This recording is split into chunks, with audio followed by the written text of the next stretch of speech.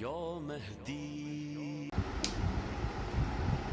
أعوذ بالله من الشيطان اللعين الرجيم. بسم الله الرحمن الرحيم. الحمد لله ذي المن والإحسان وذي العز والسلطان الذي خلق الإنسان وعلمه البيان. والحمد لله الذي نور قلوبنا بولاية محمد وآل محمد وعلى آله الطيبين الطاهرين المعصومين المنتجبين ولعنة الله على أعدائهم من الآن إلى قيام يوم الدين. آمين يا رب العالمين. أما بعد، فقد قال الله تبارك وتعالى في محكم كتابه المبين وهو أصدق الصادقين وقوله الحق. بسم الله الرحمن الرحيم. وأما اليتيم فلا تقهر. سامعین گرامی قادر ناظرین محترم،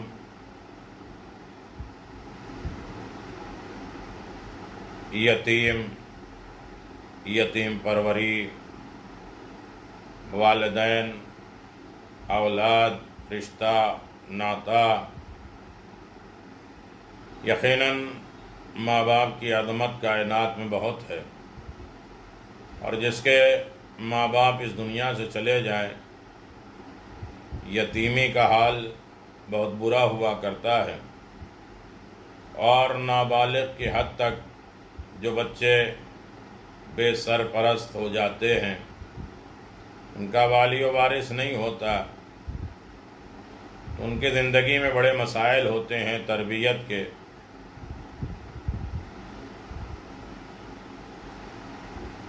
مالی اعتبار سے، معاشرتی اعتبار سے بہت سی مشکلات پیش آتی ہیں۔ یتیم ایسا ہے کہ جیسے بے سایہ دار درخت، اس کے نیچے سایہ نہ ہو، لوگوں کی جھڑکیں، لوگوں کے رحم و کرم۔ اسی لیے یتیموں کے لیے ہے کہ یتیموں کے سر پہ ہاتھ پھیرو، لیکن اپنی اولاد سے محبت یتیموں کے سامنے نہ کرو، ان کی دلجوئی کرو۔ یقیناً آپ اندازہ لگائیں کہ کائنات کے 2 یتیم بچے پردے سے، باپ شہید ہو چکا ہے، کوئی پرسان حال نہیں ہے۔ حضرت مسلم نے عقیل کے 2 فرزند بھی آپ کے ہمراہ، ایک کا نام محمد اور دوسرے کا نام ابراہیم تھا۔ دونوں بھائیوں کی عمر 10 سال سے کم تھی۔ محمد ابراہیم سے بڑے تھے۔ طفلان مسلم کی شہادت کے بارے میں کافی اختلاف پایا جاتا ہے۔ ارباب مقاتل نے لکھا ہے کہ ابراہیم اور محمد اپنے والد بزرگوار کے ساتھ کوفہ میں تھے، اور مسلم نے اپنے فرزندوں کو مخفی طور پہ لکھا، خاموشی اعتبار سے لکھا۔ حضرت نے جب خطرہ محسوس کیا تو آپ نے شرع قاضی کو بلایا اور دونوں بچوں کو ان کی تحویل ان کے حوالے کر دیا، اور ان سے سفارش کی کہ ان سے محبت کرنا۔ قاضی شرع نے آپ کو اپنے گھر میں رکھا یہاں تک کہ جناب مسلم علیہ السلام شہید ہو گئے۔ ابن زیاد نے حکم دیا، اعلان کرا دیا کوفے میں کہ جس کسی کو بھی مسلم کے بچوں کا علم ہو اور اس نے ہمیں اطلاع نہ دی ہو تو اس کو موت کے گھاٹ اتار دیا جائے۔ جب شرع نے اعلان کو سنا تو وہ دونوں شہزادوں کے پاس آئے اور آپ کے ہاتھوں کا بوسہ لیا، کافی گریہ کیا اور ان سے محبت کی۔ شہزادوں نے کہا، اے شرع، گریہ کیوں کر رہا ہے؟ شرع نے کہا کہ آپ کے باپ کو قتل کر دیا گیا۔ شہزادوں نے جب باپ کی شہادت کا سنا تو انہوں نے سخت گریہ کیا اور واویلا کرنے لگے، فریاد کرنے لگے، استغاثہ جس کا باپ مر جائے اور وہ بھی پردیس میں اور جس کا کوئی منس و مددگار نہ ہو، ان بچوں کے حالات کیسے ہو سکتے ہیں؟ شرح نے انہیں تسلی دی اور دلجوئی کی اور ان کے آنسو پوچھے، اور پھر اس نے ان کو ابن دیات کے اعلان کے بارے میں بھی بتا دیا کہ اعلان کیا کہ جس کے پاس ہو وہ بچہ ابن دیات کے حوالے کر دے۔ بچے خوفزدہ ہو گئے، سہم گئے، خاموش ہو گئے۔ شرح نے انہیں کہا کہ اے شہزادو، آپ میری آنکھوں کا نور ہیں، میرے دل کا میوہ ہیں، میں نہیں چاہتا کہ ابن زیاد یا کوئی آپ کو کسی قسم کے نقصان پہنچائے اور آپ کے ہاتھ لگے، آپ ان کے ہاتھ لگیں۔ میری خواہش یہ ہے کہ میں آپ کو کسی امین شخص کے حوالے کر دوں جو آپ کو مدینہ کی طرف روانہ کر دے۔ شرح نے اپنے بیٹے اسد کو بلایا اور اسے کہا کہ مجھے معلوم ہے، شرح نے جب بلایا اور اس نے اعلان کیا کہ حالات زمانہ بڑا خراب ہے اور لوگ اہل بیت کے دشمن ہو چکے ہیں، لہذا اس قافلے میں جاؤ اور دونوں بچوں کو ان قافلے تک پہنچا دو جو مدینہ جا رہے ہوں، کسی امین کے حوالے کر دینا اور انہیں مدینہ تک پہنچا دینا۔ شرح نے ان دونوں شہزادوں کا سر کا بوسہ لیا اور پھر شہزادوں کو 50 دینار دیے، انہیں الوداع کیا۔ رات کو ایک حصہ گزرا تھا کہ شرح کا بیٹا دونوں شہزادوں کو کندھے پر اٹھا کر شہر کوفہ کے باہر لے کے گیا۔ کوفے سے چند کلومیٹر دور آئے تو پتہ چلا کہ کاروان روانہ ہو چکا ہے، قافلہ چلا گیا ہے، یہ بچے اکیلے ہیں۔ اسد نے کہا آقازادے قافلے تو روانہ ہو چکے ہیں، وہ سامنے دیکھیے جا رہے ہیں، کچھ دور ہے اور سیاہی نظر آ رہی ہے، کچھ آثار نظر آ رہے ہیں کہ لوگ جا رہے ہیں۔ آپ تیز قدموں سے ان کے ساتھ جا ملیے اور کسی قسم کی سستی نہ کریے، اور تم راہی میں رہ جاؤ گے اگر تھوڑا سا سلو ہوئے، آہستہ ہوئے۔ انہیں خدا حافظ کہہ کے واپس چلا گیا۔ مسلم نے عقیل علیہ السلام کے دونوں یتیم رات کی تاریکی میں صحرا میں تیز چل رہے تھے، نہ معلوم مسافرانہ معلوم منزل نہیں معلوم، سفر پہ چل کے تھک کے چور ہو گئے۔ اسی حالت میں ایک کوئی نے انہیں دیکھا جو کوفی تھا، کوفی نے انہیں دیکھا اور اس نے انہیں بڑی بے دردی سے گرفتار کیا اور انہیں ابن زیاد کے پاس لے کے گیا۔ ایک روایت یہ، ابن زیاد نے قید خانے کے دربان کو بلایا اور ان کے سپرد کر دیا۔ دربان کا نام مشکور تھا، جس کے دل میں مودت اہل بیت بہت زیادہ تھی، بہت زیادہ جانثار اور مولا کا چاہنے والا تھا۔ جب اسے معلوم ہوا کہ آپ مسلم کے یتیم ہیں تو اس نے شہزادوں کے ساتھ پوری ہمدردی کی اور یہاں تک کہ اس نے ان کے طعام کھانے پینے کا بندوبست کیا، پریشان حال بھوکے پیاسے بچوں کے سیر ہو کر کھانا کھلایا۔ محب آل اطہار دربان نے آدھی رات کے وقت بچوں کو آواز دے کر بلایا، بچوں کو اپنی انگوٹھی دی اور اس نے بچوں کو نصیحت کی کہ فلاں سمت حرکت کرنا، جب تم قادسیہ پہنچ جاؤ تو وہاں پر میرا بھائی رہتا ہے، اسے میری انگوٹھی دکھانا اور اپنا تعارف کرانا، اور تمہارے ہر طرح سے وہ مدد کرے گا اور وہ تمہیں مدینے کا راستہ دکھا دے گا اور تمہیں مدینہ پہنچا دے گا، مدد اور معاون ثابت ہوگا، تمہارا مونس بھی ہوگا۔ اور یہ کہتے ہوئے ابراہیم اور محمد نے رات کی تاریکی میں یہ راستہ عبور کیا، کوفہ پار کیا اور قادسیہ کی طرف چلے گئے، اور چونکہ راستے سے واقف نہیں تھے، اندھیری رات تھی، اللہ اکبر، پردے تھے ہر طرف، ان کے ننھے دل غمزدہ تھے اور یہ خیال بھی پریشان کر رہا تھا کہ پردیسی ہیں اور کوئی مددگار نہیں ہے، پھر حکومت کے ہاتھوں اگر پکڑے گئے تو اور سزائیں ملیں گی۔ مسافر چل رہے ہیں، صبح کا اجالا ہو گیا، انہوں نے اپنے آپ کو کوفے ہی میں پایا۔ دونوں وحشت زدہ ہو گئے کہ کدھر جائیں۔ انہوں نے دیکھا کہ سامنے کھجور کا چھوٹا سا درخت ہے، دونوں بھائی اس پر چڑھ کر چھپ گئے، سوار ہو گئے۔ اس دوران ایک حبشی کنیز پانی لینے کے لیے وہاں آئی، تو اس نے وہاں اچانک پانی میں ایک عکس دیکھا، ایک تصویر دیکھی،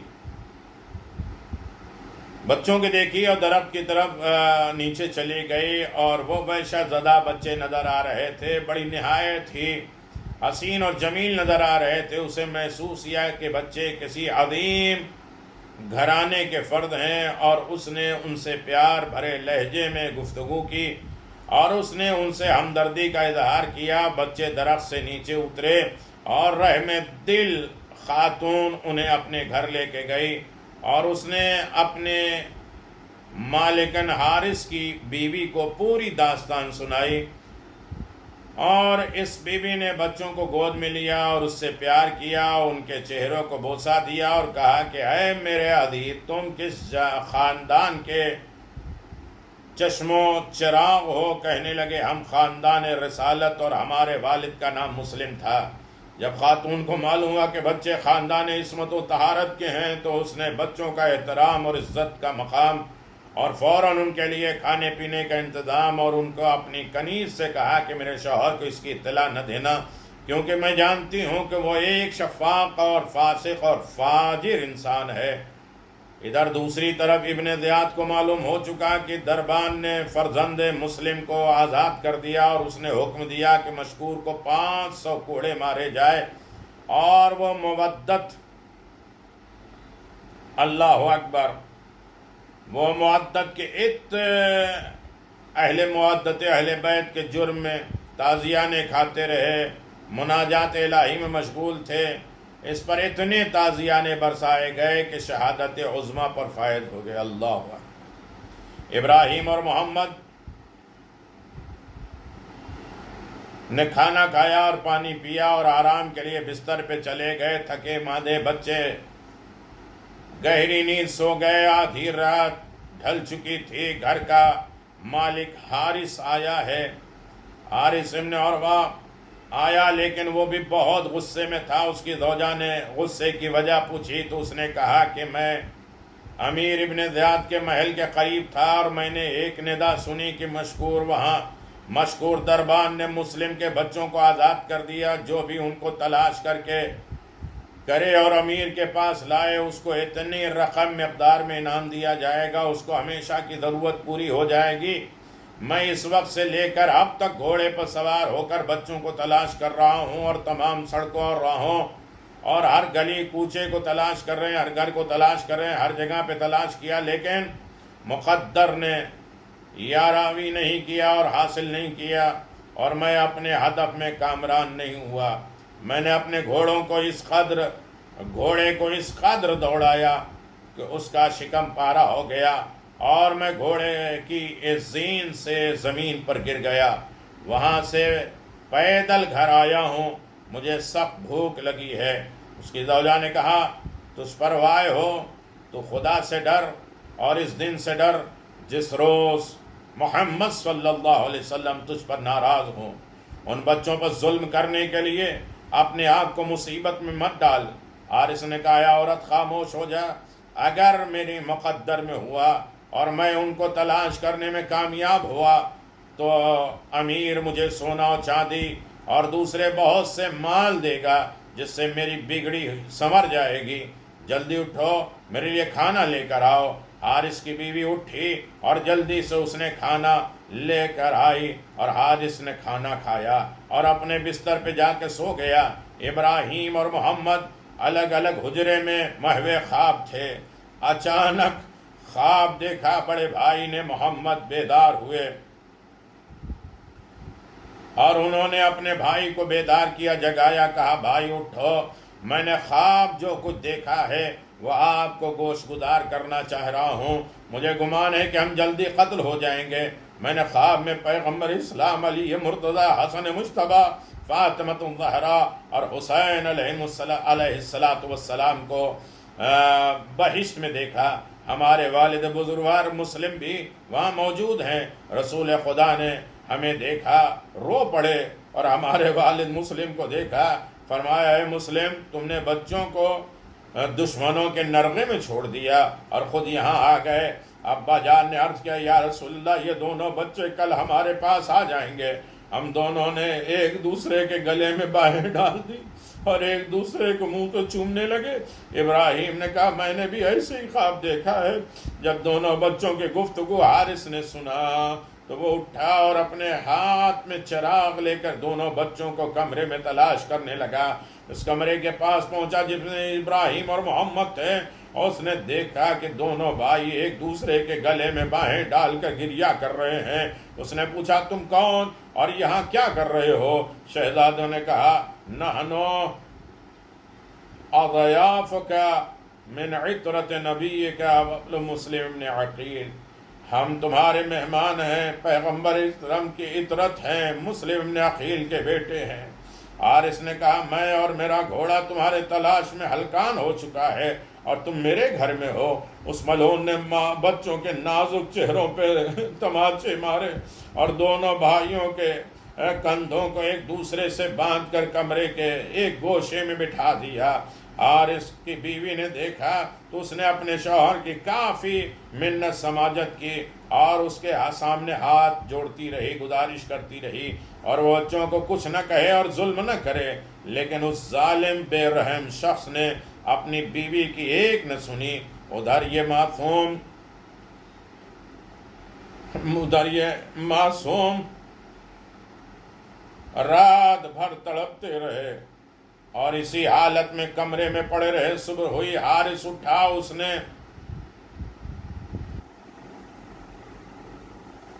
تلوار اٹھائی اور اپنے غلام کے ساتھ بچوں کو فرات کے کنارے لے جانے لگا۔ حارث کی بیوی تڑپی، اس کے پیچھے دوڑی۔ جب وہ قریب پہنچی تو ظالم نے تلوار کے ذریعے اس پر وار کیا، واپس ہٹا دیا۔ فرات پر پہنچ کر حارث نے اپنی تلوار غلام کو دی اور اس سے کہا کہ ان بچوں کی گردنیں اڑا کر۔ غلام نے ان کی بات ماننے سے انکار کر دیا تو حارث نے اپنے غلام کا سر قلم کر دیا۔ اس کے بعد حارث نے تلوار اپنے بیٹے کو دی اور کہا ان بچوں کی گردنیں کاٹ دے۔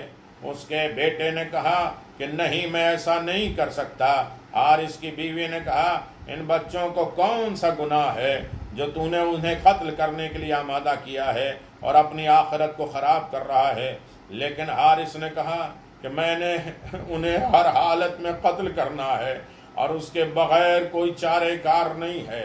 کوئی مجھے یقین ہے کہ اگر راستے میں شیطانوں نے ان بچوں کو دیکھ لیا تو وہ ان کو مجھ سے چھین لیں گے۔ اور اس دوران وہ بے رحم سنگ دل انسان اٹھا، تلوار کو نیام سے باہر نکال کر اپنے بیٹے کو قتل کرنے کا ارادے سے پکڑا، آگے بڑھا۔ اس کی عورت نے بہت واہ ویلا فریاد کی مگر اس پر کچھ اثر نہیں ہوا۔ اس نے سب سے پہلے اپنے بیٹے کو قتل کیا، پھر بچوں کی طرف متوجہ ہوا اور رو کر چیخ کر پکار کر کہنے لگا، ان کے ننھے ننھے جسموں پہ کپکپی آ گئی۔ کہنے لگے ہمیں اتنی مہلت دے دو کہ ہم 2 رکعت نماز پڑھ لیں، ہمیں بازار میں بیچ کے پیسہ لے لو، ہمیں مدینہ پہنچا دو۔ کئی باتیں کہی ہیں۔ ایک روایت کے مطابق ہے کہ اس نے مہلت نہ دی اور پہلے بڑے بھائی کو قتل کر دیا۔ چاہتا ہے کہ ابراہیم آگے بڑھیں اور اس نے کہا کہ میرا بڑا بھائی ہے اور میں ان سے پہلے قتل ہونا چاہتا ہوں۔ ابراہیم قتل کے لیے آمادہ ہوئے تو محمد نے کہا پہلے مجھے قتل کر، وہ میرا چھوٹا بھائی ہے، میں اپنی آنکھوں کے سامنے اسے قتل ہوتا کیسے دیکھ سکتا ہوں۔ حارث ملعون نے پہلے وار محمد پہ کیا اور ان کی گردن کو بدن سے جدا کر کے ان کے بدن اطہر کو دریائے فرات میں پھینک دیا۔ چھوٹا بھائی اٹھا اور اپنے بھائی کے سر اقدس کو اٹھا کر چومنے لگا۔ حارث ملعون آگے بڑھا اور اس نے سر اقدس کو ابراہیم سے چھین لیا، پھر ابراہیم کی گردن پہ تلوار سے وار کیا اور آپ کا سر مطہر بدن سے اطہر سے جدا ہو گیا، فرات میں پھینک دیا۔ حارث دونوں بچوں کے سروں کو ابن زیاد کے پاس لے گیا۔ ابن زیاد نے پوچھا یہ سر کس کا ہے؟ حارث نے کہا تمہارے دشمن کے سر ہیں، میں نے ان کو تلاش کیا اور پھر ان کو قتل کیا، قتل کرنے کے بعد ان کے سروں کو تمہارے پاس لایا ہوں تاکہ تم اپنا وعدہ پورا کرو اور مجھے انعام و اکرام سے نوازو۔ ابن زیاد نے پوچھا میرا کون دشمن ہے؟ حارث نے کہا مسلم کے بچوں کے سر ہیں۔ ابن زیاد نے حکم دیا کہ سروں کو دھویا جائے، صاف کر کے ایک تشت میں رکھا جائے اور ان کے سامنے لایا جائے۔ پھر ابن زیاد نے حارث کی طرف منہ کر کے کہا افسوس ہے تجھ پر، کیا تجھے خدا کا خوف نہیں رہا کہ تو نے بے گناہ بچوں کو قتل کر دیا؟ اس وقت ابن زیاد اپنے سپاہی مقاتل کو جو کہ محب اہل بیت تھا حکم دیا کہ اس ملعون نے میری اجازت کے بغیر ان بچوں کو قتل کیا ہے، لہذا اس کو اسی جگہ لے جا کر اس نے بچوں کو جہاں قتل کیا ہے جس جگہ تم چاہو ان کو قتل کرو۔ یہ سن کر مقاتل بہت خوش ہوا، اس نے حارث کے شانوں کو مضبوطی سے باندھا اور اس کو کوفے کے بازار میں ننگے پاؤں پھرایا۔ مسلم کے یتیموں کے سر بھی ان کے ہمراہ تھے، جدھر سے یہ گزرتے مقاتل اونچی آواز سے کہتا ایھا الناس ھذا قاتل الصبیین، آئے لوگوں جان لو یہ بچوں کا قاتل ہے۔ ہاں میرے عزیزو لوگوں یہ شخص حضرت مسلم کے بچوں کا قاتل ہے۔